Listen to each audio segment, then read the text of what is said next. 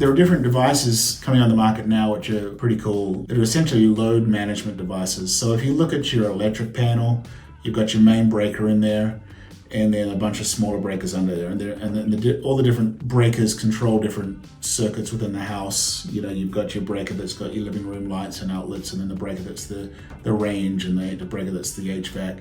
And they're all using electricity in different ways and at different times. Some use more, some use less. So a load management device is something that can help monitor that. Number one, it can help read it. And again, there are different levels of load management devices as well. So you get very basic ones to very complex ones.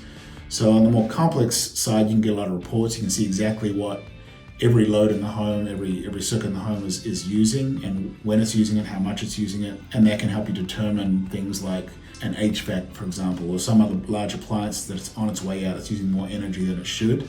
You can see that there might be a problem with it, or it's getting old and needs replacing. So that's a good use case for load management. But a big one is if you've got solar plus storage, depending on how much battery storage you have, you may be limited to what can run if the grid goes out. So if the grid is out, or if you're off grid, you may not be able to run all your large appliances at the same time. You may not be able to run any large appliances. You can only run small ones if the grid is out. So there's a lot of factors in there. Load management will help you shed load. So it will detect a grid outage. If the grid power goes out on the electric grid, it'll detect that, and it'll shut off things that shouldn't be powered by the battery at that point. Large loads, things that will suck the battery dry very quickly, that kind of thing.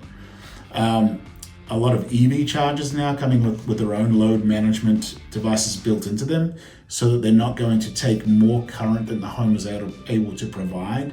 So it will fluctuate up and down. So while you're charging your electric vehicle at home, if a large appliance kicks in, like the HVAC kicks in or the range goes on, it will then diminish how much energy it's pulling from your home at that time, so as not to start to trip breakers and that kind of thing, or overpower the circuit breaker. So that's load management. That's the smart energy side of things, is just having a lot more control over the loads within the home and how they work together.